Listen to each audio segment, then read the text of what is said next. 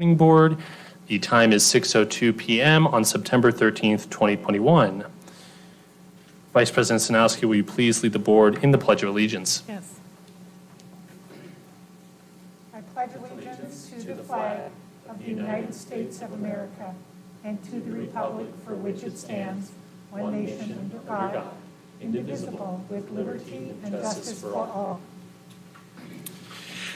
Thank you. We will have a roll call of members beginning from my left. Zach Lindsay. Patty Beckman. Julie Sanowski. Jan Michael Greenberg. And is Board Member Hartwells present virtually? I'm present. Excellent. All 5 board members are present, and there is a quorum. The board will now move to agenda item 1D, public hearing. Public hearing on the approval of revision number 1 to the 2021-2022 expenditure budget pursuant to ARS section 38-43102. Notice is hereby given to the members of the governing board and to the general public. The governing board will conduct a public hearing on Monday, September 13th, 2021 at 6 p.m. at Scottsdale Unified School District, Mojave District Annex, 8500 East Jackrabbit Road, Scottsdale, Arizona. Dr. Menzel. Thank you, President Greenberg, Vice President Sanowski, and members of the governing board. I'd like to turn it over to Shannon Crozier to walk us through the revisions to the budget. President Greenberg, Vice President Sanowski, members of the board, Dr. Menzel, and guests who are here or watching. Tonight we have the first revision of the expenditure budget for the 21-22 school year. The purpose of this this is not a revision that we generally do in September, but because the state did not have a budget for school districts before we adopted our budget, and some legislative changes were made from what we adopted to now, they allow us to do a revision by September 15th. So this just kind of looks at why we're doing that today instead of in December when we generally do a budget revision. One of the things we looked at when we did this is trying to just line up our ADM from what we anticipated it being back in late May, early June, and where we kind of are now. Part of that is to note that we don't actually have ADM reports from the state yet. It's too early. So when I looked at, do we need to adjust this a little bit? I did adjust it. I based it off of our 10-day ADM count, which again is a little bit different than the ADM, but it gives us a little bit better idea of where we are. Thankfully, altogether, it wasn't off too much from what we adopted, but we know changes happen between even the 10th day and now. And we know that head count isn't exactly the same as ADM. So I did go ahead and revise it down based off of what our head count was at that point, just knowing that as we do future revisions, and this happens throughout every revision budget we do, is that ADM fluctuates, and so that will change some. So I don't have a great number to say this is for sure what our ADM is looking like right now, because it's not even out from the state yet. First report. But there were some significant changes that took place within our budget. The first one being the amount or the base level per student that we received. That increased $85.98 per weighted student count. So that makes a big difference for us when we're looking at our budget. The other thing that they did is they changed some weights. And so each student has a B weight that gives us additional money for them. So first, B weights usually are within special education, and so they did increase 2 of those, one being for multiple disabilities, self-contained, and autism resources. That increased by essentially a penny per or a 0.105 per weight. And then the other one was actually a little bit more significant, but it was for developmental disabilities, emotional disabilities, specific learning disabilities, speech and language impairment, and other health impairments. So we are getting a little bit higher weight, which higher weight per student does help us out with how much we receive per student. The last one that they changed is they added a new weight for gifted programs. So we have no information on what that will look like for us at this time.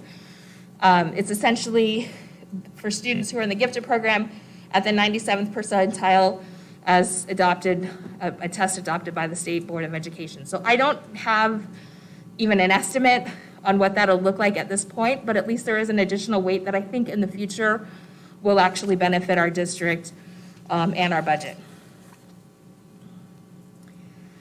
So with those weight changes and the additional amount per student, that did bring our budget up by about $2.9 million. We did put that in unallocated, so when you're looking at the whole overall M&O budget, it is sitting in an unallocated account, because I know that 2.9 million could fluctuate. I'd like to think better, but it could fluctuate either way, depending on what our ADM really ends up being more like once we have that information. But right now, based on the information we do have, it's about a $2.9 million increase. A couple things with that, again, it's because our amount per student increased, the increase in the Group B weights. Our ADM estimate, we did decrease it a little bit, so that did play into part of it. And the other thing to keep in mind is that when we did our adopted budget, we were hoping that we would have more kids in the classroom, less online, and so we adopted the budget with a lower number of students in Scottsdale Online Learning. Because of how things have been of late, we have more students enrolled in online learning. We still get credit for that. However, because it's online learning, it's funded at 95% of the base level, and it's also funded on the minutes that they log. So we still get funding for that, but it will kind of change things how we thought they were going to land with our budget. So something to watch. And since we were adjusting our M&O, we went ahead, we now have a better idea of our carryover for capital, carryover for classroom site fund. So we did go ahead and increase that. Our AFR will come in October when we'll have the final numbers, but we went ahead and increased those two based on what the carryover looks like it's going to be for those two funds. And then we also now have the amount for the results-based funding, so that increased our state grants by $400,000. Other than that, we didn't change a whole lot. This was really done just to catch those M&O changes that took place after the legislature finished their session and adopted a budget for the state and what those look like. So those were really the changes we were looking at for this budget. Thank you. Are there any board member questions or comments at this time? Vice President Sinowski and then Board Member Beckman. Thank you, Shannon. Question for you about the gifted weight count, because I know this is new, and it states that the weight applies to those 97 percentile or above on the test adopted by the State Board of Education. Is that the COGAT, the Cognitive Abilities Test? I do not know. The information we have is that it was a test adopted by the State Board of Education. Okay. There's not a whole lot of information out there on this new weight. Right. I just was wondering if it's going to be for all three of the subtests on the COGAT, and then what about the students who qualify for gifted services, but through another measure, whether it's a private evaluation or the Naglieri, the nonverbal assessment, it would impact our kids. Mm-hmm. So I would like to learn more about that if possible. Okay. We can Thank look. you. Sorry.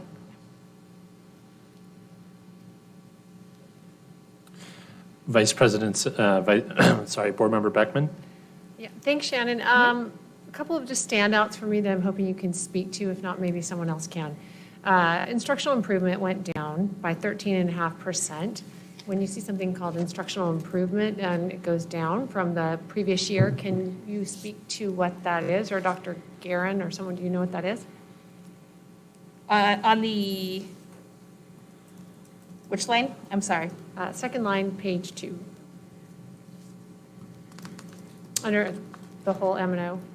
Okay. Oh, so the instructional improvement, that is the money we get from our Indian Gaming. And so it's based off of revenues from Indian Gaming funding. Okay. And additionally, we had a very high balance that we kept rolling over year after year after year. So we were strategically trying to use some of that balance to bring part of it down because we had such a high carryover that we were doing with it. So we were putting in programs, Cheryl Redner and her team were putting in programs trying to spend part of that down so we didn't have such a high carry forward. And then again, we don't actually know the amount we'll be getting for this year quite yet. We try to start low and estimate low because it is based off of off of those revenues. So it could adjust throughout, once we get farther into the year and have a better idea of exactly how much we will receive. But part of it was because we were trying to lower what our balances had been. Okay. And then I know I put you on the spot earlier with that other. Yes. So I'm not going to, I know it literally was 30 seconds before the meeting, but so when you get a chance, if you could identify what that Yes. significant decrease is for me, I'd appreciate it. Yes, I will do that. Okay, thank you. Board Member Hartwells, do you have any questions or comments at this time? I do, thank you. Thank you, Shannon. Just to clarify, because I think you commented that the weighting was effectively a penny when it was 0.1. The weighting is not translating to a dollar amount, right? No, well, the higher weight we get, it's not, I shouldn't have said a penny. When the weight that we get translates into a higher student weighted count, which translates into dollars. So the weight. Okay, I just want to the make weight- sure that Yeah, yes, the weight the went up. community understood the math there. Okay, Yes. good. Another, just to clarify, the ADM, the reason it's not known is the state, we await the state releasing the official ADM number for SUSD. That is correct. So every day we submit our student data to the state, and then once a month, they take all that information and it becomes an ADM report that we receive. And we have not gotten that report as of earlier this afternoon. Okay, thank you. And then on results-based funding increased, was that just because the estimates before were a little low, or what was the driver for the increase in results-based funding? We generally don't know when we have to do the adopted budget, what our allocation will be because it's based off of testing. And so when we're doing this in, May and June of the year, we don't always know the exact amount that we will end up receiving or what carryovers will even be. Okay, so it was just because the original estimate was a Was little low, off? yeah. Okay, And we do tend to go a little bit lower when we're doing estimates. I'd rather be low and add budget than have to take budget away. okay, so you had a conservative estimate. Okay. Yes. Is Scottsdale Online as a high school eligible for results-based funding?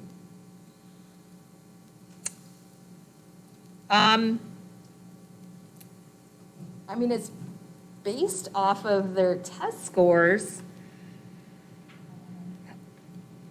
We'd have to look into that one.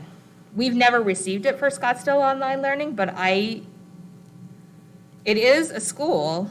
We'd have to do more research on that one. I would appreciate that, given the amount of students that went through SOL last year, and then the number that's increased substantially this school year under the circumstances. That'd be useful. Thank you. Okay. And then I also had a question on the gifted, and maybe we just don't know yet because this is a little new. But that applies just through K through 5, right? We don't know the answer to that yet. Okay. All right. So we'll await more information there.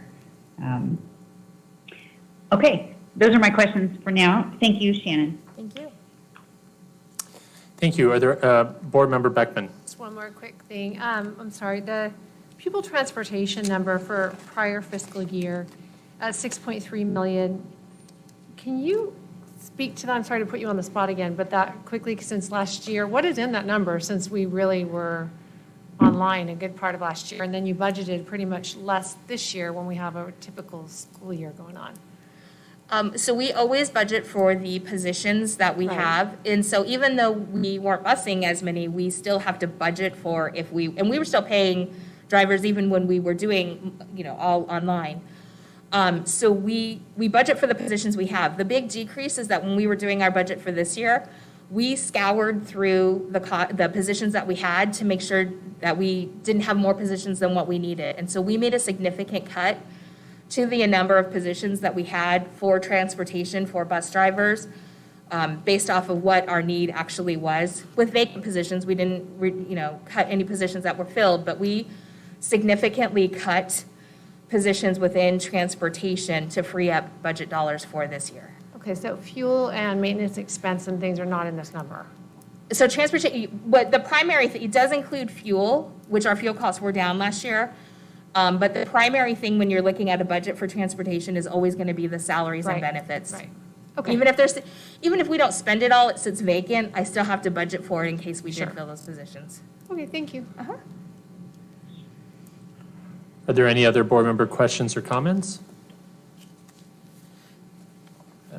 Shannon, just to follow up on that point, the purchase of new buses and the purchase of new software equipment would fall in the capital accounts, correct, for transportation?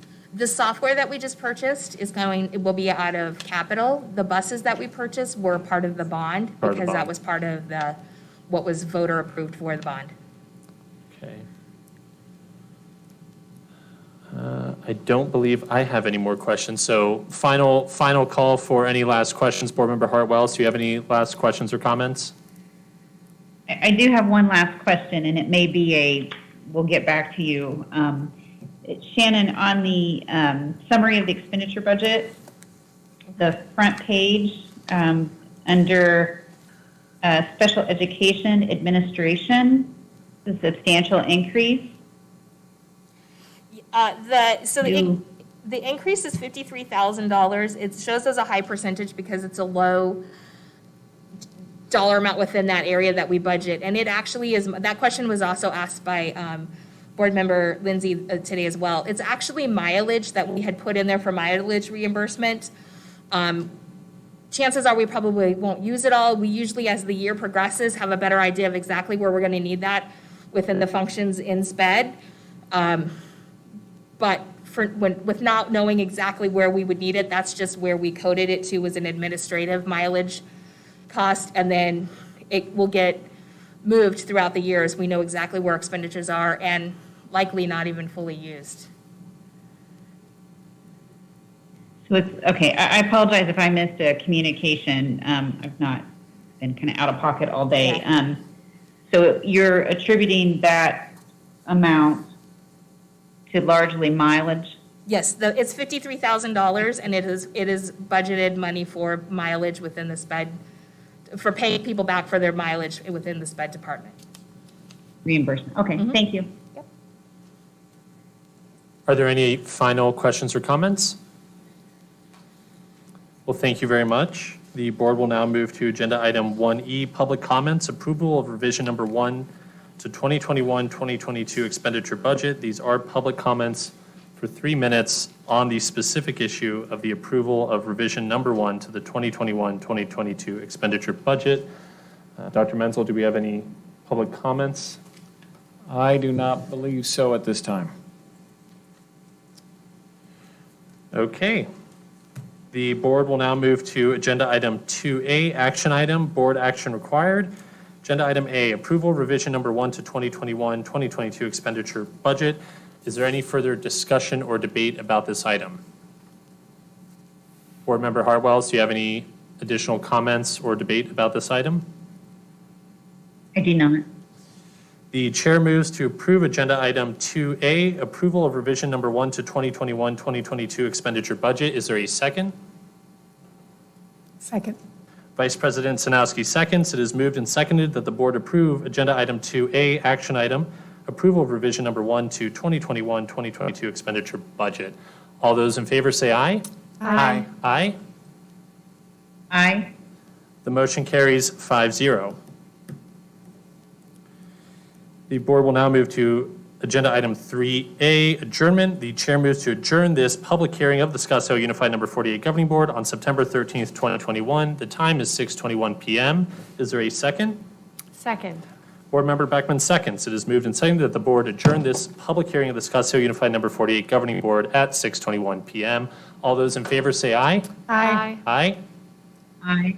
Aye. The motion carries 5-0, and the meeting is adjourned.